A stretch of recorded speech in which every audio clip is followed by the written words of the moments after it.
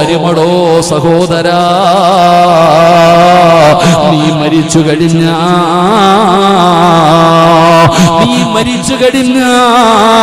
നിന്റെ ജനാസ ചുമക്കാൻ വിവിഐപികൾ വരും മോനെ. ഉമ്മ ആര് ചുമക്കണമുമ്മ? കള്ളു കുടിക്കുന്നവനാണോ, വ്യഭിചരിക്കുന്നവനാണോ, നിസ്കരിക്കാത്തവനാണോ, അല്ലാഹനെ മറന്നു നടക്കുന്നവനാണോ? അല്ലടാ പൊന്നുമക്കളെ, നീ ഖുർആൻ പഠിച്ചവനാടാ, നീ ഹാഫിളാടാ ചെറുപ്പക്കാരാ. എന്റെ പൊന്നുമക്കളെ, നിങ്ങളുടെ ജനാസ ചുമക്കാ വിവിഐപി വരുമടാ. വിവിഐപി മരിച്ചാ വിവിഐപി വരണമല്ലോ. വിവിഐപികൾ മരിച്ചാൽ, നിങ്ങളുടെ നാട്ടിൽ ഒരു അറിയപ്പെടുന്ന രാഷ്ട്രീയക്കാരൻ മരിച്ചാൽ വിവിഐപികൾ കാണാൻ വരുമടോ. അല്ലാഹുവിന്റെ പരിശുദ്ധമായ ഖുർആൻ ഓതിയാൽ അല്ലാഹു തരുന്ന പ്രതിഫലം എന്തെന്നറിയുമോ? പരിശുദ്ധമായ ഖുർആൻ പാരായണം ചെയ്താൽ അല്ലാഹു തരുന്ന പ്രതിഫലം എന്തെന്നറിയുമോ? എന്റെ പ്രിയപ്പെട്ട ഉപ്പമാരെ, പരിശുദ്ധമായ ഖുർആൻ പാരായണം ചെയ്യുമെന്ന് തീരുമാനിച്ചല്ലോ. അല്ലാഹു നിനക്ക് തരുന്ന ഒന്നാമത്തെ പ്രതിഫലം നല്ല മരണം തരും ബാപ്പാ, നല്ല മരണം തരും പെങ്ങള്. ഈ ലോകത്ത് നിന്ന് യാത്ര പറയുമ്പോ ഈമാനുള്ള ഒരു മരണം അല്ലാഹു തരികയാണ്. പടച്ച റബ്ബേ, ഖുർആൻ ഓതുന്നവർക്ക് അല്ലാഹു നല്ല മരണം തരികയാണ്.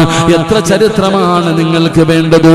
അതുകൊണ്ട് വിശദീകരിക്കുന്നില്ല. ഒന്നാമത്തെ പ്രതിഫലം നല്ല മരണമാണ്. അല്ലാഹുവേ, നല്ല മരണം തരണേ അല്ലാ. ഒന്നാമത്തെ പ്രതിഫലം നല്ല മരണമാണ്. രണ്ടാമത്തെ പ്രതിഫലം എന്തെന്നറിയുമോ? നിങ്ങൾ ഒരുപാട് ജനാസ കണ്ടവരാണ്. നീ കണ്ട ജനാസ എത്രയാണെന്ന് പോലും നിനക്കറിയില്ലല്ലോ. നിന്റെ ഈ ജീവിതത്തിൽ നീ ഒരുപാട് ജനാസ കണ്ടവരാണ്. എല്ലാം നിനക്കോർമ്മയില്ല, എല്ലാവരുടെ മുഖവും നിനക്കോർമ്മയില്ല. എന്നാ ചിലരുടെ മുഖം ഇപ്പോഴും നിന്റെ മനസ്സിൽ കിടക്കുന്നുണ്ട്. മറക്കാൻ പറ്റാത്ത രീതിയിൽ പുഞ്ചിരിച്ചുകൊണ്ട് കിടക്കുന്ന മുഖം, പ്രകാശിക്കുന്ന മുഖം. നീ പോലും ചിലരുടെ ജനാസ കണ്ടപ്പോ അവിടെ നിന്ന് കൊതിച്ചു, അല്ലാ ഇതുപോലെ ഒരു മരണം എനിക്കും തരണേ അല്ലാ.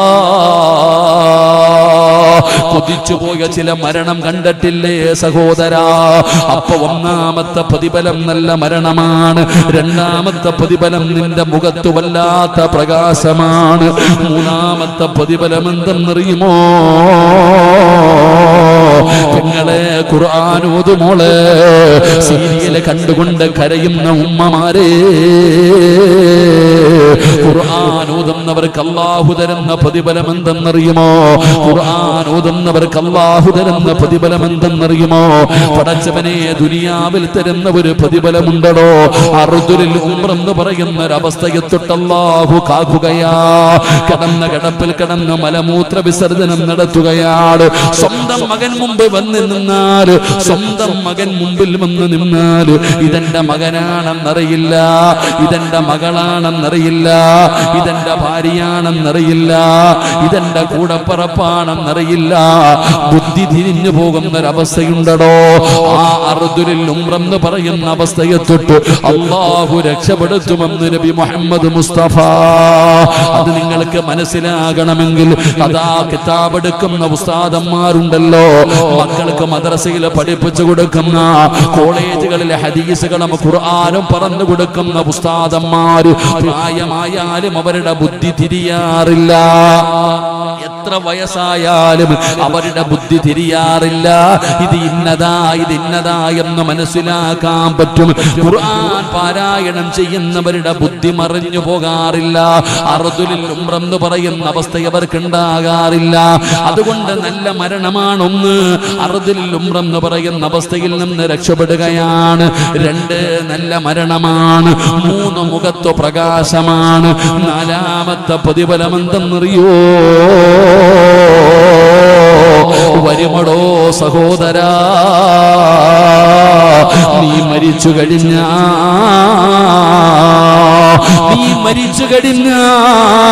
നിന്റെ ജനാസ ചുമക്കാൻ വിവിഐപികൾ വരും മോനെ. അല്ലാഹുവിന്റെ വിശുദ്ധമായ ഖുർആൻ പഠിച്ച് സനദ് വാങ്ങിയിരിക്കുന്ന ഹാഫിളീങ്ങളായ മക്കള്, നിങ്ങൾ എത്ര വലിയ ഭാഗ്യവാന്മാരാണെന്നറിയോ? അല്ലാഹു ചെയ്ത നിഅമത്ത് മറക്കല്ലേ മക്കള്, അല്ലാഹു ചെയ്ത നിഅമത്ത് മറക്കല്ലേ മക്കള്. ഒരായത്ത് പാരായണം ചെയ്താൽ, ഒരു സൂറത്ത് പാരായണം ചെയ്താൽ അല്ലാഹു തരുന്ന പ്രതിഫലം പറയുമ്പോ, എന്റെ പ്രിയപ്പെട്ടവരെ, നബി തങ്ങളുടെ സ്വഹാബിയാണ് മഹാനായ സഅദ് റളിയല്ലാഹു തആല അൻഹു. സഅദ് എന്ന് പറയുന്ന സ്വഹാബി ലോകത്തോട് വിട പറയുകയാണ്. സഅദ് എന്ന് പറയുന്ന സ്വഹാബി ലോകത്തോട് വിട പറഞ്ഞപ്പോ എല്ലാവരും ചോദിക്കുന്നു, സഅദ് ഉറങ്ങുവാണോ സഅദ്? വല്ലാത്ത പ്രകാശമായിരുന്നല്ലോ സഅദ് എന്ന് പറയുന്ന സ്വഹാബി മരണപ്പെട്ടപ്പോ. മുഖത്ത് വല്ലാത്ത പ്രകാശമായിരുന്നു, ചുണ്ടില് വല്ലാത്ത പുഞ്ചിരിയായിരുന്നു. അല്ലാഹുവിന്റെ അർശ് കുലുങ്ങിയടാ ചെറുപ്പക്കാരാ. സഅദ് റളിയല്ലാഹു തആല അൻഹു ഷഹീദായപ്പോ, മഹാനവറുകൾ അവിടുന്ന് മരണപ്പെട്ടപ്പോ അല്ലാഹുവിന്റെ അർശ് പോലും കുലുങ്ങുകയാണ്. സഅദ് റളിയല്ലാഹു തആല അൻഹുവിന്റെ ജനാസ കണ്ടവർ പറയുകയാണ്, ഉറങ്ങുകയാണോ, ഉറങ്ങുകയാണോ? എന്തൊരു പ്രകാശമാണ് റബ്ബേ. മൂന്നാമത്തെ പ്രതിഫലം എന്തെന്നറിയുമോ? ഇവിടത്തെ പള്ളിയിൽ വിളിച്ചു പറയും, പെങ്ങള്, ഇന്നാ ലില്ലാഹി വ ഇന്നാ ഇലൈഹി റാജിഊൻ. നീ മരിച്ചുപോയെന്ന് വിളിച്ചു പറയുന്ന ഒരു ദിവസമുണ്ടല്ലോ, അല്ലാഹുവേ, നാട്ടുകാരും കുടുംബക്കാരും എല്ലാവരും നിന്റെ വീട്ടിലേക്ക് കടന്നു വരികയാണ്. ടാർപ്പ വലിച്ചു കെട്ടുകയാ, കസേര നിരത്തുകയാ. എല്ലാവരും നിന്റെ വീട്ടിലേക്ക് കടന്നു വന്നു, എല്ലാവരും നിന്റെ വീട്ടിലേക്ക് കടന്നു വന്നു. പടച്ചവനെ, നിന്റെ ജനാസ എടുത്തുകൊണ്ട് വീടിന്റെ ഒരു സൈഡിലേക്ക് കൊണ്ടുപോയി മലർത്തിക്കിടത്തുകയാ. അവിടുന്ന് വസ്ത്രങ്ങൾ ഉരിമാറ്റി, നജസ്സുകൾ ഒഴിവാക്കി, നഖത്തിനടിയിലെ അഴുക്കുകൾ എടുത്തു കളഞ്ഞു. ശരീരം മുഴുവനും നല്ലതുപോലെ ചൂടുള്ള വെള്ളം ഒഴിപ്പിച്ചങ്ങ് കുളിപ്പിക്കുകയാ. സുഗന്ധമിട്ട വെള്ളമൊഴിക്കുകയാ, ഒന്നുപെടുപ്പിക്കുകയാ, നല്ലതുപോലെ തുടച്ച് വൃത്തിയാക്കുകയാ. എന്നിട്ട് നിന്റെ ജീവിതത്തിൽ ഒരിക്കൽ പോലും ധരിക്കാത്ത വെള്ള തുണിക്കകത്ത് നിന്റെ ജനാസയെന്ന് പൊതിയുകയാ. പടച്ച റബ്ബേ, എന്നിട്ട് നിന്റെ ജനാസ അതാ ഒരാള് പുറത്തേക്ക് നിന്നിട്ട് പറയുകയാ, എല്ലാവരും ഒന്ന് മാറി നിൽക്കണേ, എല്ലാവരും ഒന്ന് മാറി നിൽക്കണേ. എല്ലാരും മാറി നിൽക്കുമ്പോ അതാ 3-4 പേര് നിന്റെ ജനാസ എടുക്കുകയാണ്. വീടിന്റെ അകത്ത് വിരിച്ചിട്ടിരുന്ന 3 കഷ്ടം തുണിയുടെ മുകളിൽ കൊണ്ടുവന്ന് മലർത്തി കിടത്തുകയാ. എന്തൊരു തിരക്കെന്നറിയോ? കുടുംബക്കാരും നാട്ടുകാരും അയൽക്കാരും കൂട്ടുകാരും വിളിക്കാതെ തന്നെ നിന്റെ വീട്ടിലേക്ക് എല്ലാവരും കടന്നു വന്നിരിക്കുകയാണ്. വിളിക്കാതെ തന്നെ എല്ലാവരും കടന്നു വന്നു. റബ്ബേ, ഒരാള് ചോദിക്കുന്നു, പഞ്ഞി എവിടെ? ആ സുഗന്ധം തേച്ച പഞ്ഞി എവിടെ? എന്തിനാണ് പഞ്ഞി തിരക്കുന്നതെന്നറിയോ? മൂക്കിന്റെ ദ്വാരം പഞ്ഞി കൊണ്ടടയ്ക്കുന്നേ, കാണേണ്ടവർ കണ്ടോ, ഇതാ പൊതിയുന്നേ. മയ്യത്തു കട്ടിൽ തോളിലേക്കുയരുന്നേ, പുരയ്ക്കുള്ളിലപ്പോൾ രോദനം ഉയരുന്നേ. അരുമക്കിടാങ്ങൾ വാപ്പയെ വിളിക്കുന്നേ, അതിനുത്തരം നൽകാതെ നീ കിടക്കുന്നേ. മൂക്കിന്റെ ദ്വാരത്ത് പഞ്ഞി വെക്കുകയാണ്.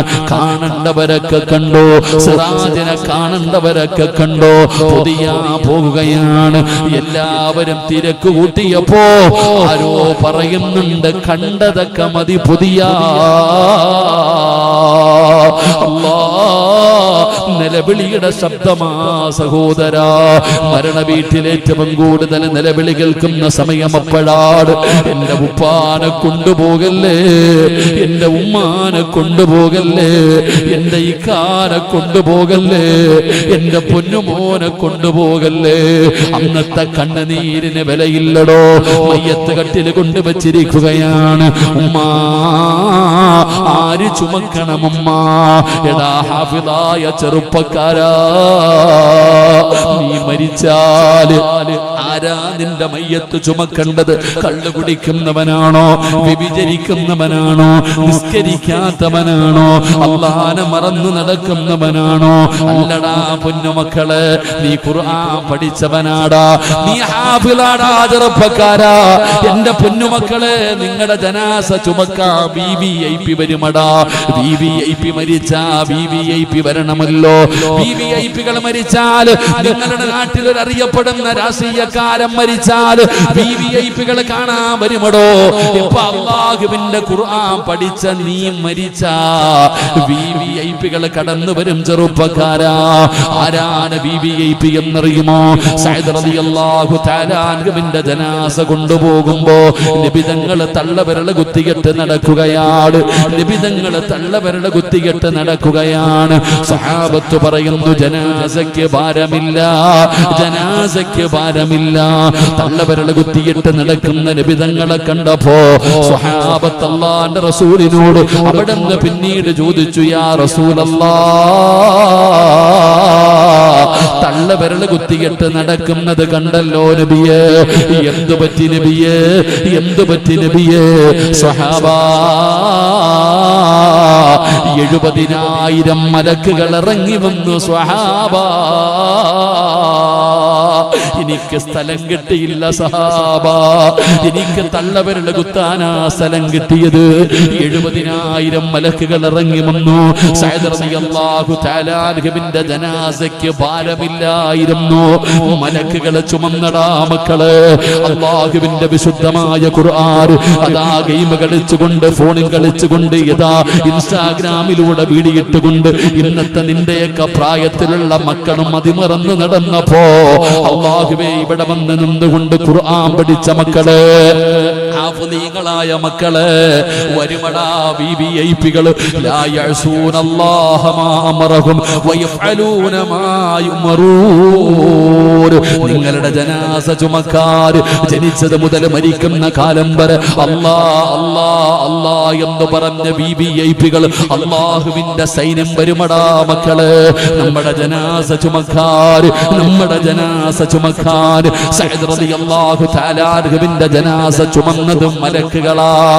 എന്റെ ഉപ്പമാരേ, സഅദ് തങ്ങൾക്ക് ഖബർ കുടിക്കുകയാണ്. ഖബർ കുടിക്കുന്ന മനുഷ്യൻ നോക്കുമ്പോ മണ്ണിന് സുഗന്ധമാ,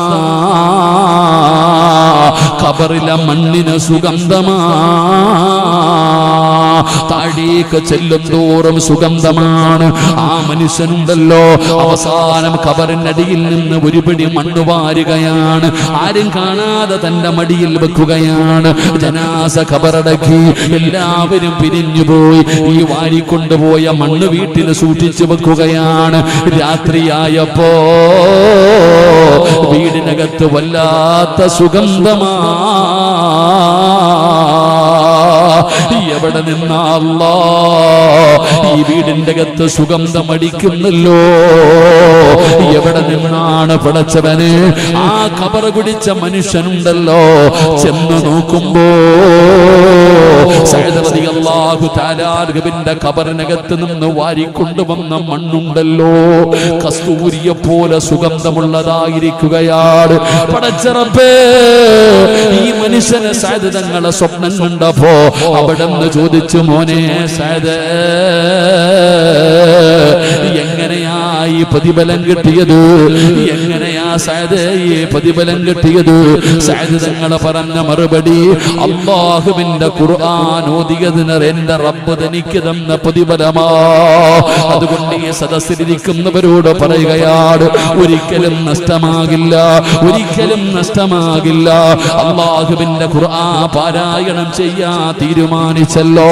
അല്ലാഹുവേ, നീ സ്വർഗ്ഗം തരണേ അല്ലാഹ്. അതുകൊണ്ട് ഖുർആനിലേക്ക് മടങ്ങിക്കോ, അതുകൊണ്ട് ഖുർആനിലേക്ക് മടങ്ങിക്കോ. അതുകൊണ്ട് ഖുർആൻ പറയുന്നതനുസരിക്കണേ, ആദരിക്കണേ, ബഹുമാനിക്കണേ. അത് അല്ലാഹുവിന്റെ കലാമാ. ഒന്നുമില്ലാതെ തുടരുത്, ഒന്നുമില്ലാതെ തുടരുത്. കിബിലയുടെ നേരെ ഇരുന്ന് വേണം പാരായണം ചെയ്യാൻ. ഖുർആൻ ഓതുന്നതിന്റെ ഇടയിൽ സംസാരിക്കരുത്. അതിനെ നീ ബഹുമാനിക്കൂ. അല്ലാഹ് ബഹുമാനിക്കുന്നവരിൽ പെടുത്തണേ അല്ലാഹ്. ഖുർആൻ പാരായണം ചെയ്യ്, അല്ലാഹനെ ആദരിക്ക്, ബഹുമാനിക്ക്. ഖുർആൻ ഓതുന്നതിന്റെ ഇടയിൽ സംസാരിക്കരുത്. ഒന്നുപെടുത്തിട്ട് കിബിലയുടെ നേരെ ഇരുന്ന് വേണം പാരായണം ചെയ്യാൻ. അള്ളാഹു നമുക്ക് ഭാഗ്യം തരുമാറാകട്ടെ. അതുകൊണ്ട് ഇൻഷാ അല്ലാഹ് ഒരു സൂറത്ത് സ്നേഹിക്ക്, ഒരു സൂറത്ത് പാരായണം ചെയ്യ്. അള്ളാഹു ഭാഗ്യം തരുമാറാകട്ടെ. നബിതങ്ങൾ പറഞ്ഞു, മൻ ഖറഅ ഖുൽ ഹുവല്ലാഹു അഹദ് ഹത്താ യഖ്തിമഹ 10 മറ വനല്ലാഹു ലഹു കസ്റൻ ഫിൽ ജന്ന. ഏതെങ്കിലും ഒരു മനുഷ്യൻ 10 പ്രാവശ്യം സൂറത്തുൽ ഇഖ്ലാസ് പാരായണം ചെയ്താൽ അള്ളാഹു അവന് സ്വർഗത്തിൽ ഒരു വീട് പണിയുമെന്ന് ആദരവായ പ്രവാചകൻ നബി മുഹമ്മദ് മുസ്തഫ. സ്വർഗത്തില് ഈ സൂറത്ത് ആരെങ്കിലും 10 പ്രാവശ്യം പാരായണം ചെയ്താൽ അവന് സ്വർഗത്തിൽ ഒരു വീട് പണിയും. അള്ളാഹു ഭാഗ്യം തരുമാറാകട്ടെ, അള്ളാഹു ഭാഗ്യം തരുമാറാകട്ടെ. സ്വർഗത്തിലൊരു വീട് പണിയോ? സ്വർഗത്തിലൊരു വീട് പണിയോ? പണിയോ? ഇൻഷാ അല്ലാഹ് അൽഹംദുലില്ലാ. എത്ര വീട് പണിയാൻ പറ്റുമോ അത്രയും വീട് സ്വർഗത്തിൽ പോകുമ്പോൾ പണിയണം. അള്ളാഹു നമുക്ക് ഭാഗ്യം തരുമാറാകട്ടെ. അതുകൊണ്ട് എൻ്റെ പ്രിയപ്പെട്ട സഹോദരങ്ങളെ, ഇൻഷാ അല്ലാഹ് നമുക്ക് ദുആ ചെയ്തു പിരിയാം. അൽഹംദുലില്ലാ, നിങ്ങളുടെയൊക്കെ സഹായത്തിലാണ് ഈ സ്ഥാപനം ഇങ്ങനെ നടന്നുകൊണ്ടിരിക്കുന്നത്. നിങ്ങൾ ഓരോരുത്തരും, നിങ്ങളുടെ ഓരോരുത്തരുടെയും സഹായത്തിലൂടെയാണ് അല്ലാഹുവേ ഈ പരിശുദ്ധമായ ഖുർആൻ പഠിപ്പിക്കുന്ന ഈ സ്ഥാപനം. നിങ്ങൾ ചോദിച്ചല്ലോ, നിങ്ങൾ പലരും ഈ സ്ഥാപനത്തെ സഹായിച്ചല്ലോ. ഈ മക്കൾക്ക് നിങ്ങൾ പൈസ കൊടുത്തല്ലോ, ഭക്ഷണം കൊടുത്തല്ലോ. വാപ്പ, നിന്റെ മക്കളല്ലേ ഇരിക്കുന്നത്. നിങ്ങൾ ഓരോരുത്തരും ഈ സ്ഥാപനത്തിലെ വിദ്യാർത്ഥികൾക്ക് കഴിക്കാൻ ഭക്ഷണം കൊടുത്തവർ, ബിൽഡിംഗ് കെട്ടാൻ സഹായിച്ച ഒരുപാട് പേരുണ്ടല്ലോ. എന്താണ് പ്രതിഫലം? എടോ, ഇന്ന് ഈ ഹാഫിളായ മക്കൾ, ഈ മക്കൾ നിങ്ങളുടെ മക്കളല്ലേ? നിങ്ങൾ കൊടുത്ത ഭക്ഷണമല്ലേ ഈ മക്കൾ കഴിച്ചത്? നിങ്ങൾ സഹായിച്ചതല്ലേ? ഇതാണ് നിങ്ങൾക്ക് കിട്ടുന്ന പ്രതിഫലം.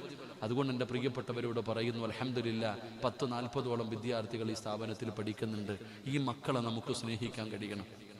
ഈ മക്കളെ നമുക്ക് സ്നേഹിക്കാൻ കഴിയണം. അവർക്ക് വീടില്ലാഞ്ഞിട്ടല്ല, അവർക്ക് അല്ലാഹു അവരുടെ വാപ്പമാര് മനോഹരമായ വീട് പണിതിട്ടിട്ടുണ്ട്. ആ വീടെല്ലാം കളഞ്ഞിട്ട് ഈ കാണുന്ന ബിൽഡിങ്ങിനകത്ത് വന്നിട്ട് ഉള്ള സൗകര്യങ്ങളിൽ ഈ മക്കൾ പഠിക്കുന്നത് ഖുർആനിനോടുള്ള ഇഷ്ടം കൊണ്ടാണ്. എൻ്റെ പ്രിയപ്പെട്ടവർ, ഇവർ സാധാരണ ആൾക്കാരല്ല. ഈ കുട്ടികളെ എടാ എന്ന് പോലും വിളിക്കാൻ പാടില്ല. ഈ മക്കൾ ചുമ്മാതെ ഒന്ന് പള്ളിപ്പറമ്പിൽ പോയാൽ മതി, ആ കബറിനകത്ത് കിടക്കുന്നവർ രക്ഷപ്പെട്ടു. ഈ മക്കള് ചുമ്മാതെ ഒന്ന് പള്ളിപ്പറമ്പിലേക്ക് ഇറങ്ങിപ്പോയാൽ ഇവര് പോയതിന്റെ ബർക്കത്ത് കൊണ്ട് കബറാളികളുടെ ശിക്ഷ അള്ളാഹു നിർത്തിവെക്കും. ഈ കുഞ്ഞു മക്കളുടെ കയ്യിൽ പിടിച്ചിട്ട്, മോനെ, ഉപ്പാനു വേണ്ടി ഒന്ന് ദുആ ചെയ്യണേ എന്ന് പറഞ്ഞാൽ അവന്റെ ദുആയ്ക്ക് ഉത്തരമുണ്ട്. ഈ കുട്ടികളുടെ ദുആയ്ക്ക് ഉത്തരമുണ്ടോ? അവര് ചെറുതാ നമ്മുടെ മുമ്പിൽ, പക്ഷെ അള്ളാഹുവിന്റെ മുമ്പിൽ അവര് വലിയവരാ. ഇവരാരെന്നറിയോ? അള്ളാഹുവിന്റെ അടുത്ത ആൾക്കാരാ.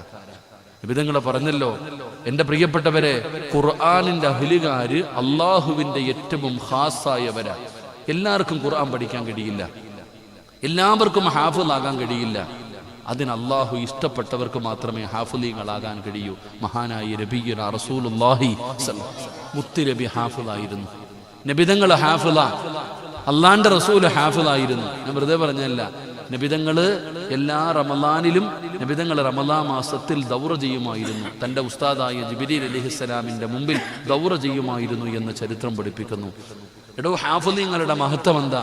ബദരീങ്ങൾ വലിയ മഹത്വമുള്ളവരാ. മുസ്ലിമീങ്ങളിൽ ഏറ്റവും കൂടുതൽ ശ്രേഷ്ഠതയുള്ളത് ബദരീങ്ങൾക്കാ. ആ ബദരീങ്ങളുടെ ജനാസ ഖബറടക്കുമ്പോൾ ആദ്യം പരിഗണിച്ചത് ഹാഫിളീങ്ങളുടെ ജനാസയാണ്.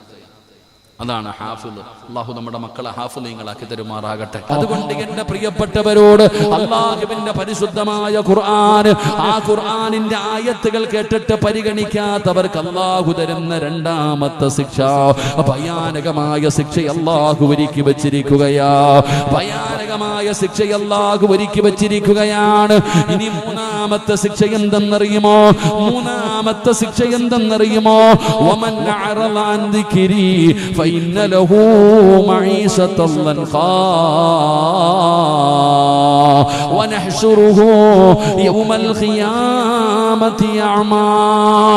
ഖാല റബ്ബി ലിമ ഹസർതനി അഅമാ വഖദ് കുന്തു ബസീറാ ഖാല കദാലിക അതതുക ആയാതുനാ ഫനസീതഹാ വകദാലികൽ യൗമ തുൻസാ. അല്ലാഹുവിന്റെ വിശുദ്ധമായ ഖുർആൻ, പരിശുദ്ധമായ ഖുർആനാ പറയുന്നത്. അല്ലാഹുവിന്റെ കലാം കേട്ട് പരിഗണിക്കാതെ നിസാരമാക്കി നടക്കുന്നവർക്ക് പടച്ച റബ്ബ് കൊടുക്കുന്ന മൂന്നാമത്തെ ശിക്ഷ എന്തെന്നറിയുമോ? കേൾക്കണേ ഉപ്പമാരെ, കേൾക്കണേ ഉമ്മമാരെ. അല്ലാഹു പറയുന്നു വമൻ അറള അൻ ദിക്രി ഫഇന്ന ലഹു മഈസതൻ ലൻഖാ. അല്ലാഹു പറയുകയാണ്, ഇരിക്കുന്നവരോട് ചോദിക്കുകയാണ്, കച്ചവടമൊക്കെ എങ്ങനെയുണ്ട്, ജീവിതമൊക്കെ എങ്ങനെയുണ്ട്, സാമ്പത്തികമായി എങ്ങനെയുണ്ട്? ഈ സദസ്സിലിരിക്കുന്നവർക്ക് പറയാൻ ഒരേ ഒരു മറുപടിയേ ഉള്ളൂ, ഉസ്താദേ എല്ലാം തകർന്നു പോയിരിക്കുകയാണ്. നല്ല കച്ചവടമുണ്ടായിരുന്ന കടയാട്, നല്ല വരുമാനമുണ്ടായിരുന്ന ബിസിനസ്സാണ്, എല്ലാം പോയി ഉസ്താദ്, എല്ലാം പോയി ഉസ്താദ്. സമാധാനമില്ല, സന്തോഷമില്ല, എല്ലാ ബർക്കത്തും നഷ്ടപ്പെട്ടിരിക്കുകയാണ്, സാമ്പത്തികമായി തകർന്നിരിക്കുകയാണ്, വല്ലാത്ത ബാധ്യതയാണ്, മെഴുകുതിരി ഉരുകുന്നത് പോലെ നീ ഉരുകുകയാണ്.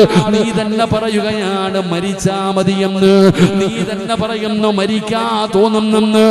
എന്തു പറ്റി സഹോദരാ? സാമ്പത്തികമായി തകരാറ്, സാമ്പത്തികമായി തകരാറ്, ബിസിനസ് മുഴുവനും തകർന്നു പോകാറ്.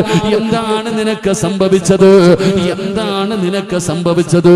അല്ലാഹുവിന്റെ വിശുദ്ധമായ ഖുർആൻ പറയുകയാ, നല്ല വരുമാനമുള്ളവനായിരുന്നു, നല്ല കച്ചവടമുള്ളവനായിരുന്നു, എല്ലാം പോയല്ലോ, എല്ലാം പോയല്ലോ. അതിന്റെ കാരണം തെരഞ്ഞു നടക്കുകയല്ലേ. എന്തുകൊണ്ടാണ് അത് സംഭവിച്ചതെന്ന് ആരും സിഹർ ചെയ്തതിന്റെ പേരിലല്ല. എന്തുകൊണ്ടാണ് നീ ഇങ്ങനെ തകരാറുള്ള കാരണമെന്താ? നീ ഖുർആൻ കേട്ടാ പരിഗണിക്കുന്നവനാണോ? അല്ലാഹുവിന്റെ ഖുർആനിന് കൊടുക്കുന്ന സ്ഥാനം കൊടുക്കുന്നവനാണോ? നീ കൊടുക്കാത്തതിന് റബ്ബ് തന്ന ശിക്ഷയാണോ? പെങ്ങളെ സാമ്പത്തികമായി തകർത്ത് കളഞ്ഞത്, നിന്നെ കൊണ്ട് തന്നെ മരിച്ചാ മതിയെന്ന് പറയിപ്പിച്ചത് പടച്ച റബ്ബാ. അല്ലാഹുവിന്റെ ഖുർആനാ പറയുന്നത്. നീ ഇങ്ങനെ തകരാനുള്ള കാരണമെന്താ? അല്ലാഹു പറയുകയാണ്, നിന്റെ മഈസത്ത് അല്ലാഹു തകർത്തല്ലോ, നിന്റെ മഈസത്ത് അല്ലാഹു തകർത്തല്ലോ, നിന്റെ കച്ചവടം മുഴുവനും അല്ലാഹു ഒന്നുമില്ലാതാക്കിയല്ലോ. എന്തേ? വമൻ അറള അൻ ദിക്രി ഫഇന്ന ലഹു മഈസതൻ ലൻഖാ. എല്ലാം പോയില്ലേ, അല്ലാഹു ഞെരുക്കമാക്കിയില്ലേ, നിന്റെ ജീവിതം ഇടുക്കമാക്കിയില്ലേ, നിന്നെ അല്ലാഹു പിടിച്ചു കെട്ടിയില്ലേ, സമാധാനമില്ലാതെയായില്ലേ, സന്തോഷമില്ലാതെയായില്ലേ. പടച്ചവനെ സാമ്പത്തികമായി തകർന്നു പോയല്ലോ. അതിന്റെ കാരണം അല്ലാഹു പറയുകയാണ്, ഖുർആനിനെ പരിഗണിക്കാത്തവൻ അല്ലാഹുവിന്റെ കലാമിനെയല്ലേ നീ നിസാരമാക്കിയത്, അല്ലാഹുവിന്റെ കലാമിനെയല്ലേ നീ കളിയാക്കിയത്, അല്ലാഹുവിന്റെ ഖുർആനിനെയല്ലേ നീ ബഹുമാനിക്കാതെ ഇരുന്നത്. അതിനെ പരിഗണിക്കാതെ വന്നപ്പോ അല്ലാഹു ദുനിയാവിൽ നിനക്ക് തരുന്ന ശിക്ഷയാണ്. വമൻ അറള അൻ ദിക്രി ഫഇന്ന ലഹു മഈസതൻ ലൻഖാ.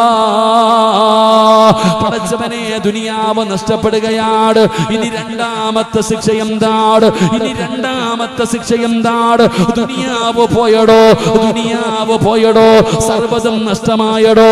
അല്ലാഹു പറയുകയാണ്, ദുനിയാവ് നഷ്ടപ്പെട്ടു, ഇനി ആഖിറത്തിൽ അല്ലാഹു നിനക്ക് തരുന്ന ശിക്ഷ എന്തെന്നറിയുമോ? ഖാല റബ്ബി ലിമ ഹസർതനി അഅമാ വഖദ് കുന്തു ബസീറാ. പടച്ചവനെ പള്ളിപ്പറമ്പിലെ ഖബറിനകത്ത് നിന്ന് എഴുന്നേറ്റ് വരുന്ന ദിവസമുണ്ടല്ലോ, നിന്റെ കണ്ണ് കാണുന്നില്ല, നിന്റെ ചെവി കേൾക്കുന്നില്ല, അന്ധനെ പോലെ ഇറങ്ങി വരികയാണ്. ഖബറിനകത്ത് നിന്ന് കണ്ണ് കാണാത്തവനെ പോലെ, ചെവി കേൾക്കാത്തവനെ പോലെ, അന്ധനെ പോലെ ഖബറിനകത്ത് നിന്ന് എഴുന്നേറ്റ് വരുമ്പോ നീ തന്നെ അല്ലാഹുവോട് ചോദിക്കുകയാണ്, ഖാല റബ്ബി ലിമ ഹസർതനി അഅമാ വഖദ് കുന്തു ബസീറാ. പടച്ചവനെ ദുനിയാവിൽ ജീവിക്കുമ്പോൾ എനിക്ക് കണ്ണ് കാണാമായിരുന്നു, എനിക്ക് ചെവി കേൾക്കാമായിരുന്നു, ഇന്ന് കണ്ണ് കാണുന്നില്ല പടച്ചവന്, ചെവി കേൾക്കുന്നില്ല പടച്ചവന്. എന്തു പറ്റി തമ്പുരാന്, എന്തു പറ്റി തമ്പുരാന്? അല്ലാഹുവിന്റെ മറുപടി എന്തെന്നറിയുമോ? ഖാല കദാലിക അത്തതുക ആയാതുനാ ഫനസീതഹാ വകദാലികൽ യൗമ തുൻസാ. നീ അഭിനയിച്ചവനല്ലേ?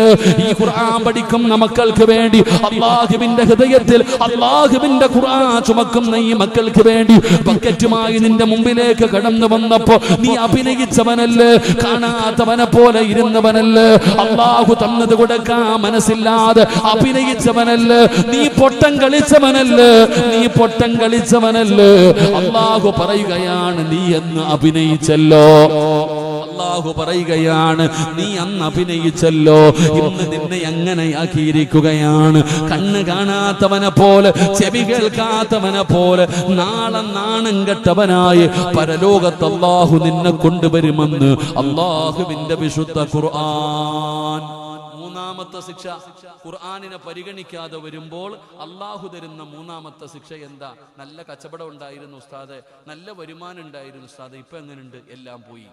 അല്ലാഹു പറയുകയാ, ഖുർആനിനെ പരിഗണിക്കാതെ വരുമ്പോൾ അല്ലാഹു തരുന്ന മൂന്നാമത്തെ ശിക്ഷ, നിന്റെ മഈശത്തിൽ അല്ലാഹു പിടുത്തം വിടും. നിന്റെ മഈശത്തിൽ, നിന്റെ ബിസിനസ്സിൽ, നിന്റെ കച്ചവടത്തിൽ, നിന്റെ വരുമാന മാർഗത്തിൽ, നിന്റെ ജീവിതത്തിൽ അല്ലാഹു ഇടുക്കം തരും, പ്രയാസം തരും. അല്ലാഹു നമ്മളെ കാത്തുരക്ഷിക്കുമാറാകട്ടെ. ജീവിതം മുഴുവനും നീ തന്നെ പറയുന്നല്ലോ, നിനക്ക് പണമില്ലാഞ്ഞിട്ട, നിനക്ക് വീടില്ലാഞ്ഞിട്ട, നിനക്ക് മക്കളില്ലാഞ്ഞിട്ട, വാഹനമില്ലാഞ്ഞിട്ട, അല്ലാഹു നിനക്ക് എല്ലാം തന്നു. നീ എന്നിട്ടും പറയുന്നു മരിക്കാൻ തോന്നുന്നു ഉസ്താദെ. അല്ലാഹു കാത്തുരക്ഷിക്കുമാറാകട്ടെ. എൻ്റെ പ്രിയപ്പെട്ട സഹോദരങ്ങളെ, ഖുർആനിനെ പരിഗണിക്കാതെ വന്നാൽ അല്ലാഹു തരുന്ന ശിക്ഷ, നിന്റെ ജീവിതം അല്ലാഹു ഇടുക്കമാക്കും. അല്ലാഹു കാത്തുരക്ഷിക്കുമാറാകട്ടെ. 2, ഖബറിനകത്ത് നിന്ന് എഴുന്നേറ്റ് വരുമ്പോൾ നിനക്ക് കണ്ണ് കാണൂല, നിനക്ക് ചെവി കേൾക്കൂല.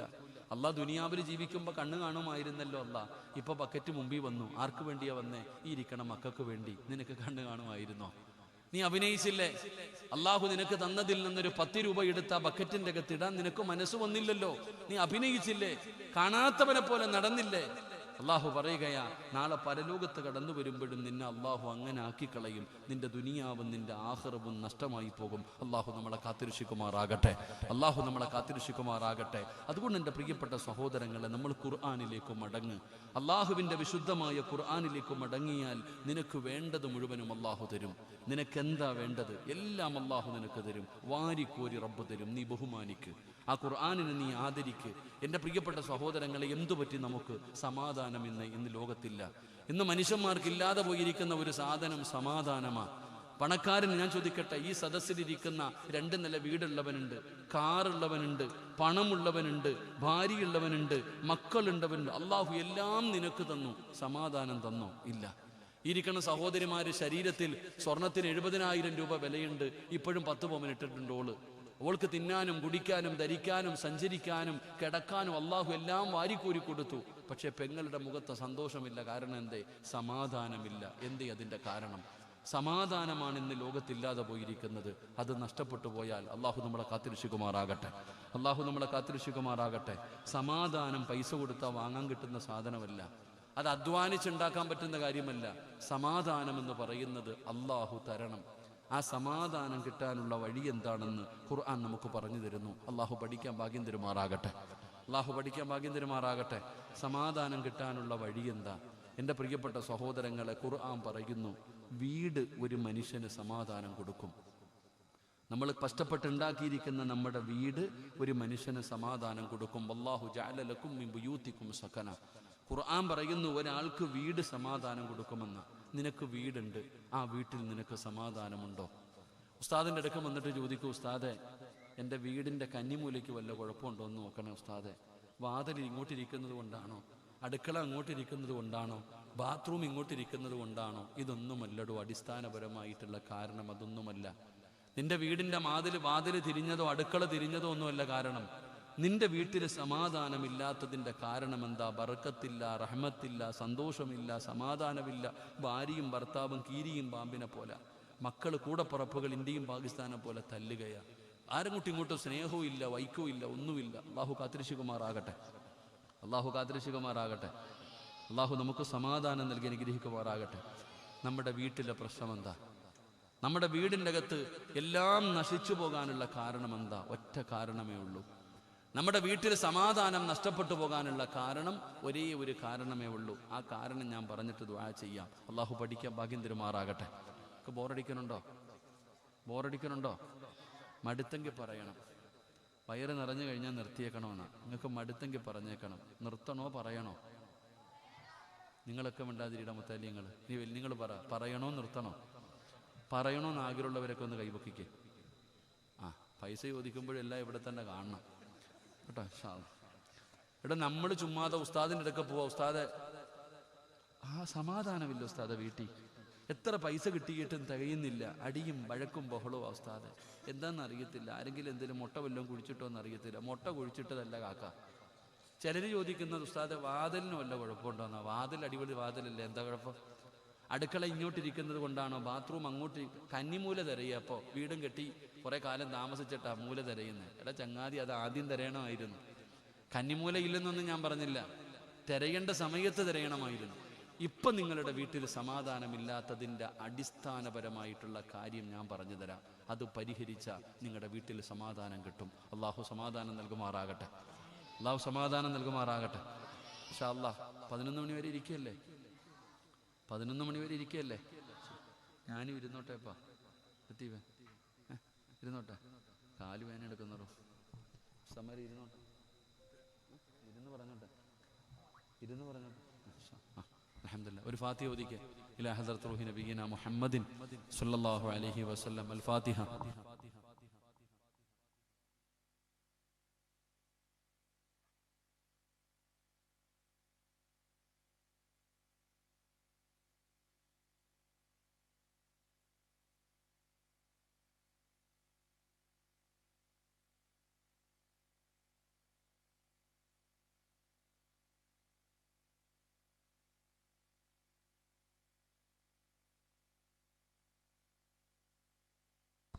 ഇൻഷാ അല്ലാഹ്. അൽഹംദുലില്ലാഹ്. അല്ലാഹു കബൂലാക്കുമാറാകട്ടെ.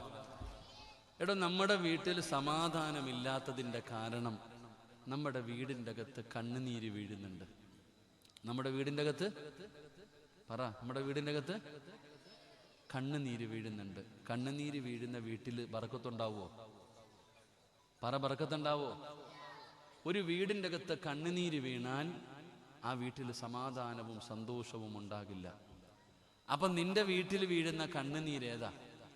5 സ്ഥലങ്ങളിൽ 5 കാര്യങ്ങൾ ഇരുന്ന് കരയുമെന്ന.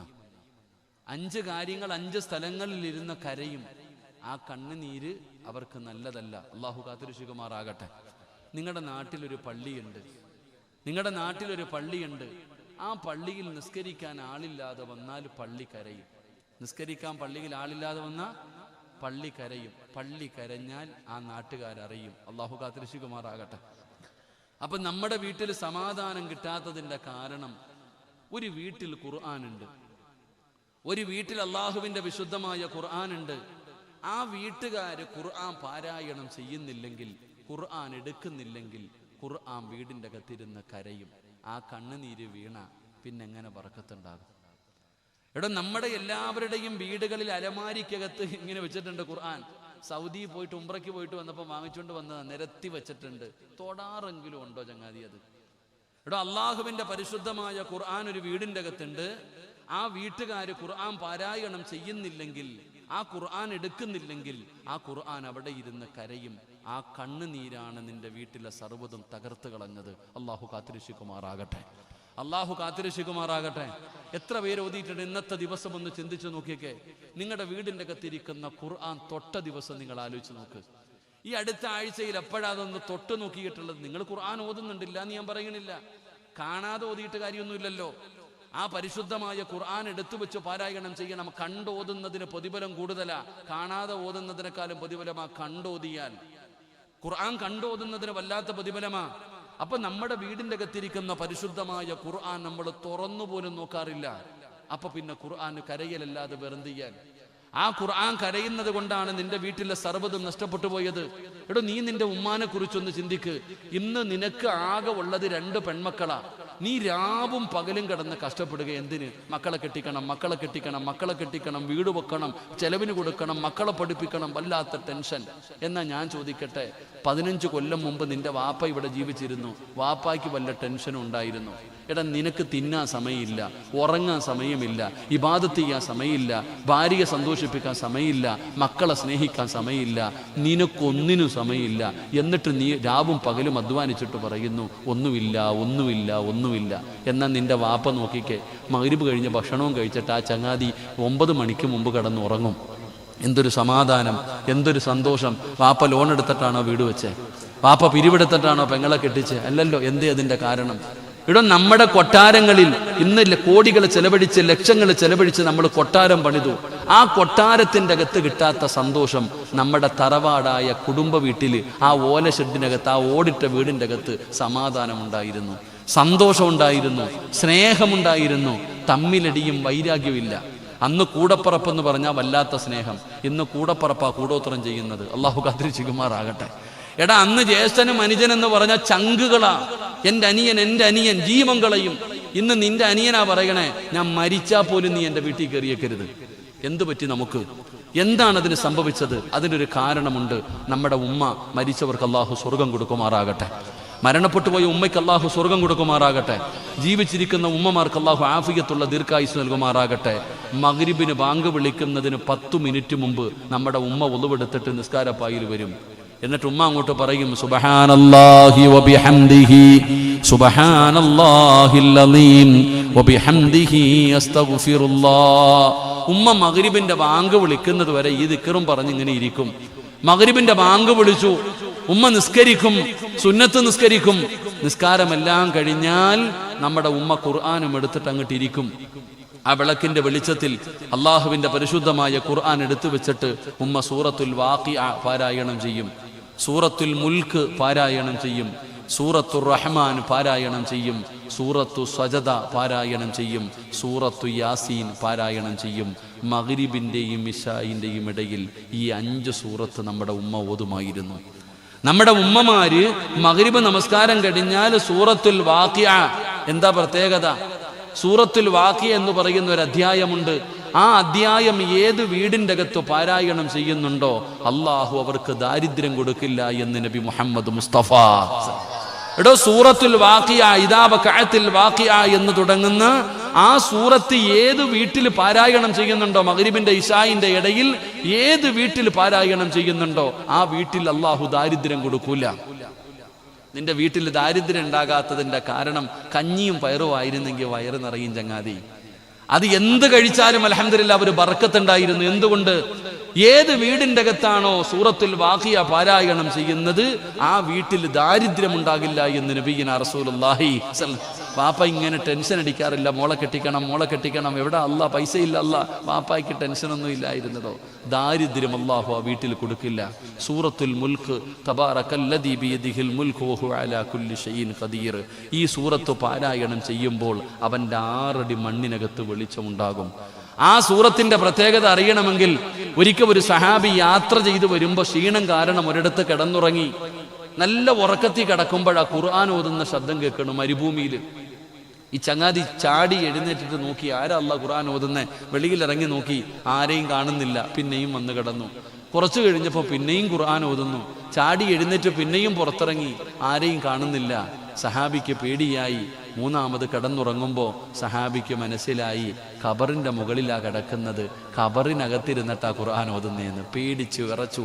രാവിലെ നബിതങ്ങളുടെ മുമ്പിൽ ചെന്നിട്ട് വല്ലാത്ത അത്ഭുതത്തോടു കൂടി പറഞ്ഞപ്പോൾ നബിതങ്ങൾ ചോദിച്ചു, അതിപ്പോ എന്താ വലിയ അത്ഭുതം? എന്താ അതിനെത്ര വലിയ അത്ഭുതം? എന്താ? എടോ, സൂറത്തുൽ മുൽക്ക് പാരായണം ചെയ്യ്. അതിന്റെ പ്രയോജനം 6 അടി മണ്ണിനകത്ത് ചെല്ലുമ്പോൾ നമുക്ക് ലഭിക്കും. അള്ളാഹു നമുക്ക് ഈമാൻ നൽകുമാറാകട്ടെ. 3 സൂറത്തുർ റഹ്മാൻ, അർ-റഹ്മാനു അല്ലമൽ ഖുർആൻ, ഖലഖൽ ഇൻസാന അല്ലമഹുൽ ബയാൻ. തങ്ങന്മാരെ കാണുമ്പോൾ, ഉസ്താദന്മാരെ കാണുമ്പോൾ എൻ്റെ വീട്ടിലൊന്ന് കയറ്, ഒന്ന് ദുആ ചെയ്യ് ബറക്കത്തിന്. തങ്ങന്മാരെയും സയ്യിദന്മാരെയും ഉസ്താദന്മാരെയൊക്കെ കാണുമ്പോൾ നമ്മൾ വീട്ടിൽ കൊണ്ടുപോകുന്നത് എന്തിനാ? ദുആ ചെയ്യാൻ.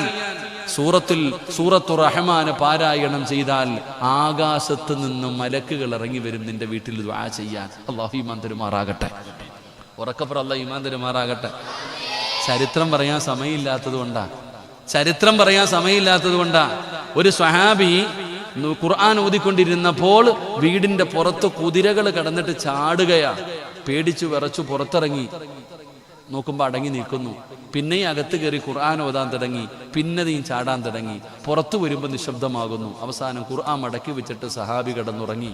പിറ്റേ ദിവസം രാവിലെ നബിതങ്ങളോട് പറഞ്ഞു, നബിയെ, ഞാൻ ഖുർആൻ ഓതിക്കൊണ്ടിരുന്ന സമയത്ത് എൻ്റെ വീട്ടിൽ കെട്ടിയിരുന്ന മൃഗങ്ങളൊക്കെ വല്ലാതെ ബഹളം വെക്കുന്നു. ഖുർആൻ നിർത്തിയപ്പോൾ അത് മിണ്ടാതെ നിൽക്കുന്നു, എന്തു പറ്റി? നബിതങ്ങൾ ചോദിച്ചു, നീ ഏത് സൂറത്താ പാരായണം ചെയ്ത്? സൂറത്തു റഹ്മാൻ. മലക്കുകൾ ഇറങ്ങി വരുന്നത് കണ്ടിട്ട് ചാടിയതാണെന്ന് നബിയുനാ റസൂലുള്ളാഹി. സൂറത്തു റഹ്മാൻ പാരായണം ചെയ്തപ്പോൾ മലക്കുകൾ ഇറങ്ങി വന്നു. അത് കണ്ടിട്ടാ, ആ നാൽക്കാലിക്കത് കാണാമല്ലോ, അത് കണ്ടിട്ടാണ് അത് കിടന്ന് ബഹളം വെച്ചത്, അല്ലാതെ വേറൊന്നുമല്ല. അപ്പൊ സൂറത്തു റഹ്മാനെ പാരായണം ചെയ്യുന്ന വീട്ടിൽ അള്ളാഹുവിന്റെ റഹ്മത്തിന്റെ മാലാകമാര് വരും. അള്ളാഹു നമുക്ക് ഈമാൻ നൽകുമാറാകട്ടെ. സൂറത്തു സജദ, ഉംറ ചെയ്ത കൂലിയുണ്ടെന്ന് അത് പാരായണം ചെയ്താൽ. സൂറത്തു സജദ പാരായണം ചെയ്താൽ ഉംറ ചെയ്ത കൂലിയുണ്ട്. സൂറത്തു യാസീൻ എന്തിനു വേണ്ടി ഓതിയോ നീ എന്ത് ദുആ ചെയ്താലും ഉത്തരമുണ്ട്. യാസീൻ ഓതിയിട്ട് ദുആ ചെയ്താൽ അവരുടെ ദുആയ്ക്ക് ഉത്തരമുണ്ടെന്ന് മഹാനായ നബിയുനാ റസൂലുള്ളാഹി സ്വല്ലല്ലാഹു. അപ്പൊ നമ്മുടെ ഉമ്മ നമ്മുടെ ചെറിയ കുടിലിനകത്ത് മഗ്രിബ് കഴിഞ്ഞാൽ വാഖിയ ഓതും, മുൽക്ക് ഓതും, റഹ്മാൻ ഓതും, സജദ ഓതും, യാസീൻ ഓതും. നിന്റെ കൊട്ടാരത്തിൽ നിന്റെ ഭാര്യ 6 മണി കഴിഞ്ഞാൽ TV-യുടെ മുമ്പിൽ വന്നിരിക്കും, റിമോട്ട് എടുക്കും, ഏഷ്യനെറ്റ് നിൽക്കും, മഴവിൽ മനോരമ നിൽക്കും, കൈരളി നിൽക്കും, ഓരോ ചാനലും നെക്കിക്കൊണ്ടിരിക്കും. ഇതാണ് നിന്റെ വീടിന്റെ പ്രശ്നം. അള്ളാഹു നമുക്ക് ഈമാൻ നൽകുമാറാകട്ടെ. അള്ളാഹു നമുക്ക് ഈമാൻ നൽകുമാറാകട്ടെ. ഖുർആൻ വീടിന്റെ അകത്തിരുന്ന് കരയുകയാണ്. ആ ഖുർആനിന്റെ കണ്ണുനീരാ നിന്റെ വീടിന്റെ സമാധാനവും നിന്റെ വീടിന്റെ സന്തോഷവും ബറക്കത്തുമെല്ലാം നഷ്ടപ്പെടുത്തിയത്. അതുകൊണ്ട് പെങ്ങളെ, ഖുർആനിലേക്ക് മടങ്ങിക്കോ. ഒന്ന് വഅദ കഴിഞ്ഞ് തിരിച്ച് വീട്ടിലേക്ക് ചെല്ലുകയാണ്. അൽഹംദുലില്ലാഹ്, വീടിന്റെ പുറത്ത് നിന്ന് ഒതുവെടുക്കുകയാണ്. എന്നിട്ട് വാതിൽ തുറന്ന് വീടിന്റെ അകത്ത് കയറിയ ആദ്യം ചെന്നിട്ട് ഖുർആൻ എടുക്കണേ. അല്ലാഹുവിന്റെ പരിശുദ്ധമായ ഖുർആൻ എടുത്തിട്ട് പടച്ചവനെ ആ പൊടിയൊന്ന് തുടച്ച് കളയണേ പെങ്ങള്. ഒരായത്തെങ്കിലും പാരായണം ചെയ്യണേ. ആ ഖുർആനിനെ ഒന്ന് ചുംബിക്കണേ. ആ കണ്ണുനീരൊന്ന് തുടയ്ക്കണേ. എങ്കിൽ നിന്റെ വീട്ടിലേക്ക് അല്ലാഹുവേ സർവ്വതമ കടന്നു വരികയാണ്. സമാധാനം വരികയാണ്, സന്തോഷം വരികയാണ്, സ്നേഹബന്ധങ്ങൾ ഉണ്ടാവുകയാണ്, ഒത്തൊരുമകൾ ഉണ്ടാവുകയാണ്, ബർക്കത്ത് ഉണ്ടാവുകയാണ്, കിട്ടുന്നത് തികയുകയാണ്.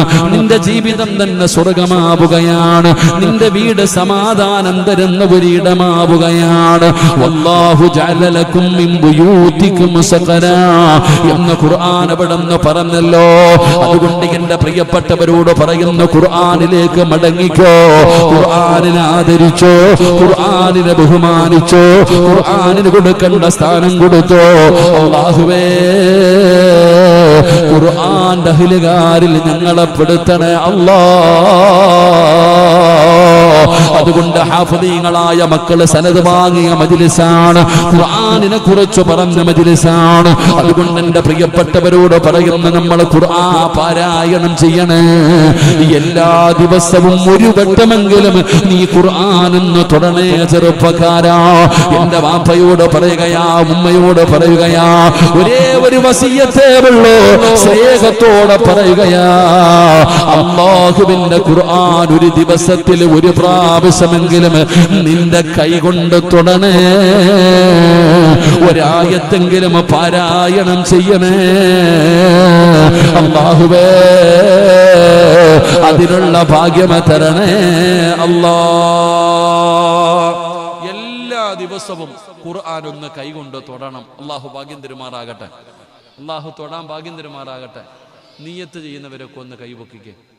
ഉസ്താദെ, നാളെ മുതൽ ഞാൻ ഖുർആൻ എല്ലാ ദിവസവും കൈകൊണ്ടൊന്ന് എടുക്കും. അല്ലാഹു ഭാഗ്യം തരുമാറാകട്ടെ. അല്ലാഹുവേ, ഈ കൈപൊക്കി എല്ലാവർക്കും നീ നല്ല മരണം കൊടുക്കണേ അല്ലാഹ്. നീ നല്ല മരണം കൊടുക്കണേ അല്ലാഹ്.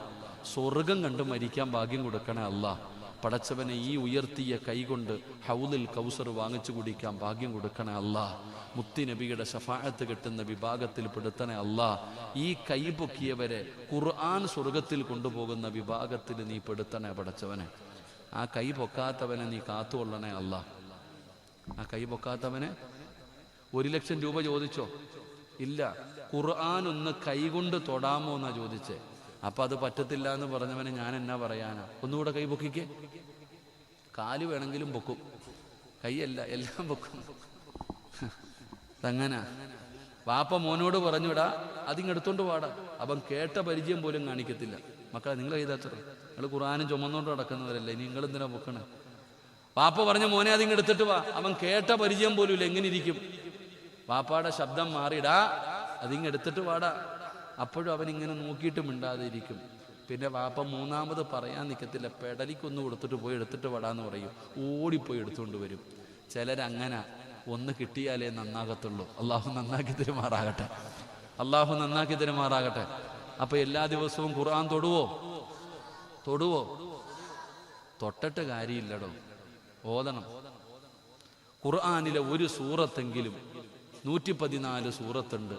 ഏറ്റവും വലിയ സൂറത്ത് സൂറത്തുൽ ബഖറ, ഏറ്റവും ചെറിയ സൂറത്തുൽ ഇന്നാഅതൈനാകൽ കൗസർ. ഈ 114 സൂറത്തിൽ ഏതെങ്കിലും ഒരു സൂറത്ത് ഖുർആൻ നോക്കിയിട്ട് പാരായണം ചെയ്യണം. അള്ളാഹു ഭാഗ്യം തരുമാറാകട്ടെ. ഓതിക്കൂടെ? നിനക്ക് ഇഷ്ടമുള്ളത് ഓദിക്കോ, ഇഷ്ടമുള്ള സൂറത്ത് ഓദിക്കോ. ബക്കറ ഓതണമെന്ന് തോന്നിയാ ഓദിക്കോ. 2.5 ജുസ് അല്ലേ ഓതും? ഇല്ലടാ, 2.5 ജുസ് അല്ലേ ഉള്ളൂ, ഇരുന്ന് ഓദിക്കോ. ഇനി 3 ആയത്ത് ഞാൻ എന്നടുത്തൊരാള് ചോദിച്ചു, ഉസ്താദെ നിസ്കരിക്കുന്ന സമയത്ത് എത്ര ആയത്ത് ഓതണം? 3 ആയത്ത് ഓതിയാൽ മതിയോന്ന് ഒരു റക്അത്തിൽ? അപ്പൊ ഞാൻ പറഞ്ഞു, അദ്ദേഹത്തോട് പറഞ്ഞു, 3 ആയത്തെങ്കിലും ഏറ്റവും കുറഞ്ഞ് ഓതണം. അപ്പൊ അദ്ദേഹം എന്താണ്, ഞാൻ ചോദിച്ചത് നിങ്ങൾ എന്താ അങ്ങനെ ചോദിച്ചതെന്ന്. അദ്ദേഹം പറഞ്ഞു, ഉസ്താദ് എനിക്ക് ആകെ ഖുർആനിൽ ഒരു സൂറത്തെ ഓതാൻ അറിയത്തുള്ളൂ. ഖുൽ ഹുവല്ലാഹു അഹദ് അല്ലാഹു സമദ് ലം യലിദ് വലം യൂലദ് വലം യകുൽ ലഹു കുഫുവൻ അഹദ്. എനിക്കിത് മാത്രമേ അറിയത്തുള്ളൂ. എല്ലാ റക്അത്തിലും ഈ സൂറത്ത് ഓതാൻ ഒരു മടി. ഞാനാണെങ്കിൽ ആദ്യത്തെ ഒരു റക്അത്തിൽ 3 ആയത്തോതും, രണ്ടാമത്തെ റക്അത്തിൽ 3 ആയത്തോതും. അദ്ദേഹത്തിന് അള്ളാഹു സ്വർഗം കൊടുക്കുമാറാകട്ടെ. നിങ്ങളെന്തോ കളിയാക്കേണ്ടത് വലിയിരിക്കണം. അള്ളാഹു സ്വർഗം കൊടുക്കുമാറാകട്ടെ. നിനക്ക് എത്രയോ സൂറത്തറിയാം, നീ എന്നും ഇന്ന ആഴത്തേനേയും കുലുഹൊല്ലയാ. ഇവിടെ നമുക്കറിയാഞ്ഞിട്ടാ. അദ്ദേഹത്തിന്റെ അയക്ക് വേറെ ഒരു സൂറത്ത് ഓതാൻ അറിയാത്തത് കൊണ്ടാ ചോദ്യം ചോദിച്ചത്. ചില ആൾക്കാർ ഭയങ്കര ബിരുദന്മാരാ. ഞാനിപ്പം നിങ്ങളുടെ ഷഹീർ ഉസ്താദിന്റെ ഇപ്പൊ പോയാ, ഞാനൊരാളോട് ചോദിച്ചു, ഹബീബെ ഒന്ന് ഉംറയ്ക്ക് പൊക്കൂടെ? പൈസയൊക്കെ ഉള്ള ആളല്ലേ, ഒന്ന് ഉംറയ്ക്ക് പൊക്കൂടെ? അയാൾ പറഞ്ഞു, ഉസ്താദെ ഹറമിൽ ആളില്ലാത്ത സമയം എപ്പോഴാന്ന് പറയാൻ ഞാൻ വരാൻ തയ്യാറാണ്. അയാൾ എന്നോട് പറഞ്ഞൊരു മറുപടി, പരിശുദ്ധ കഅബാലയത്തിൽ തിരക്കില്ലാത്ത ഒരു സമയം പറയാൻ എനിക്ക് ഉംറയ്ക്ക് വരാനാണ്. ഞാൻ പറഞ്ഞു, ഖിയാമത്ത് നാളാവട്ടെ, അള്ളാഹു കാത്തിരക്ഷിക്കുമാറാകട്ടെ. ചില ആൾക്കാർ അങ്ങനെ ആടോ, അള്ളാഹു നന്നാക്കി തരുമാറാകട്ടെ. അപ്പൊ ഞാനൊരു കാര്യം പറഞ്ഞു തരാം. സ്വർഗത്തിൽ പോകണമെന്ന് ആഗ്രഹമുള്ളവരൊക്കെ ഒന്ന് കൈപൊക്കിക്കേ. രണ്ടാമത് ചാൻസ് ഇല്ല കേട്ടാ, ഇതിന് രണ്ടാമതൊരവസരമില്ല. പൊക്കണമെങ്കിൽ അരക്കൈയൊന്നുമില്ല, സ്വർഗത്തിൽ ഒറ്റ കയ്യേ ഉള്ളൂ. നല്ലപോലെ പൊക്കിക്കോ. അൽഹംദുലില്ലാഹ്. അള്ളാഹുവേ, ഈ ഉയർത്തിയ കൈ ആരുടെ മുമ്പിലും നീട്ടി യാചിക്കേണ്ട അവസ്ഥ വരുത്തല്ല റഹ്മാനെ. സ്വർഗത്തിൽ പോണോ? ഞാൻ പറയുന്ന ഒരാളെ സ്നേഹിച്ചാൽ നിങ്ങൾക്ക് സ്വർഗത്തിൽ പോകാം. പൈസ വല്ലതും കൊടുക്കണോ? ഞാൻ പറയുന്ന ഒരാളെ സ്നേഹിച്ചാൽ മതി, സ്വർഗത്തിൽ പോകാം. അള്ളാഹു ഭാഗ്യം തരുമാറാകട്ടെ. സ്നേഹിക്കോ? ആരെയാ സ്നേഹിക്കേണ്ടത്? അള്ളാഹുവിന്റെ വിശുദ്ധമായ ഖുർആനിലെ ഒരു സൂറത്തിനെ സ്നേഹിക്കണം. അള്ളാന്റെ വിശുദ്ധമായ ഖുർആനിലെ ഒരു സൂറത്തിനെ സ്നേഹിച്ച നിനക്ക് സ്വർഗത്തിൽ പോകാം. അള്ളാഹു ഭാഗ്യം തരുമാറാകട്ടെ. സ്നേഹിക്കോ? ഖുർആനിൽ എത്ര സൂറത്തുണ്ട്? 114 സൂറത്തുണ്ട്. ആ 114 സൂറത്തിൽ 112ാമത്തെ സൂറത്ത് ഏതാ? വെടി കൊണ്ടതുപോലെ ഇരിക്കണം നോക്കിയേ. എന്റെ പൊന്നാര കാക്ക, ആകെ 114 ഉള്ളൂ. 114ാമത്തെ സൂറത്ത് ഏതാ? ഖുൽ അഊദു ബിറബ്ബിൻ. 113ാമത്തെ സൂറത്ത് ഏതാ? ഖുൽ അഊദു ബിറബ്ബിൽ ഫലക്. 112ാമത്തെ സൂറത്ത് ഏതാ? ഖുൽ ഹുവല്ലാഹു അഹദ്. ഈ 112ാമത്തെ സൂറത്തിനെ നീ ആത്മാർത്ഥമായി സ്നേഹിച്ച നിനക്ക് സ്വർഗത്തിൽ പോകാം. അള്ളാഹു ഭാഗ്യം തരുമാറാകട്ടെ. നബിതങ്ങളുടെ മുമ്പിൽ കുറെ ആൾക്കാർ വന്നിട്ട് പറഞ്ഞു, നബിയെ, ഞങ്ങളുടെ ഉസ്താദി എപ്പോൾ നിസ്കരിക്കുമ്പോഴും കുലുഹു അല്ലയാ ഓതുന്നേ. ഞങ്ങളുടെ പള്ളിയിലെ ഇമാമ് എപ്പോൾ നിസ്കരിക്കുമ്പോഴും ഏത് സൂറത്താ ഓതുന്നേ? ഈ ചങ്ങാതി കുലുഹു അല്ല മാത്രമേ ഓതുന്നുള്ളൂ, വേറെ വലിയ സൂറത്തൊന്നും ഓതുന്നില്ല. പരാതി നമ്മുടെ ഉസ്താദിനെ കുറിച്ച് പരാതി, ഉസ്താദ് വലുതാ ഓതുന്ന, ചെറുത് ഓതുന്നില്ല. നേരെ തിരിച്ചാ. ഉസ്താദ് വലിയ സൂറത്ത്, ഉസ്താദ് എന്തോ അല്ല ഹത്ത പോതുന്നു എന്നാ ചിന്തിക്കുന്നത് എപ്പോ നിസ്കരിച്ചോണ്ടിരിക്കുമ്പോ. ഇവിടെ ഞാൻ ചിന്തിക്കും, ഈ സഹാബിയെ കുറിച്ച് പരാതി പറയുന്നത് ഇഖ്ലാസ് സൂറത്താ പാരായണം ചെയ്യണേ. അപ്പൊ നബിതങ്ങൾ ഈ ചങ്ങാതി കണ്ടപ്പോ ചോദിച്ചു, നിനക്കെതിരെ ഒരു പരാതി വന്നിട്ടുണ്ട്, നീ എന്താ എപ്പോഴും നിസ്കരിക്കുമ്പോ ഇഖ്ലാസ് ഓതുന്നത്? എനിക്ക് ആ സൂറത്ത് വല്ലാത്ത ഇഷ്ടമാണ് നബി, അതുകൊണ്ടാ. എടാ 114 സൂറത്തുണ്ടല്ലോ, നിനക്കെന്താ ഇതിനോട് മാത്രം ഇത്ര സ്നേഹം? എത്രയോ സൂറത്ത് ഖുർആനിലുണ്ട്, ഏത് വേണമെങ്കിലും ഓതാല്ലോ, നീ എന്തുകൊണ്ടാണ് ഇത് മാത്രം പാരായണം ചെയ്യുന്നത്? സഹാബിയുടെ മറുപടി, തൗഹീദിനെ കുറിച്ച് പറയുന്ന സൂറത്തല്ലേ നബിയെ, അള്ളാഹയെ കുറിച്ച് പറയണതല്ലേ, എനിക്ക് വല്ലാത്ത ഇഷ്ടമാണ് നബിയെ, പൊക്കോളാൻ പറഞ്ഞു. ആ സഹാബി മടങ്ങിപ്പോയപ്പോ കൂടെ നിന്നവരോട് പറഞ്ഞു, ആ മനുഷ്യൻ സ്വർഗത്തിലാണെന്ന് നബിയിന റസൂലുള്ളാഹി. അതാണ് ആ സൂറത്ത്, അതാണ് ആ സൂറത്ത്. ആ സൂറത്തിന്റെ പ്രത്യേകത ഏതാ? അതുകൊണ്ട് ഇൻഷാ അല്ലാഹ് എന്റെ പ്രിയപ്പെട്ട സഹോദരങ്ങളെ, ഓതിയാ കിട്ടുന്ന പ്രതിഫലം എന്താ? ഇത് സ്നേഹിച്ചാ കിട്ടുന്ന പ്രതിഫലം, ഇത് സ്നേഹിച്ചാ കിട്ടുന്ന പ്രതിഫലം. ഓതിയാലോ, ഓതിയാ കിട്ടുന്ന പ്രതിഫലം എന്താ? അള്ളാഹു ഓതാൻ ഭാഗ്യം തരുമാറാകട്ടെ. ഖുർആൻ നോക്കി ഓതൂല്ലേ? ഖുർആൻ നോക്കി ഓതൂല്ലേ? ഒരാളും വെറുതെ ഓതണ്ട.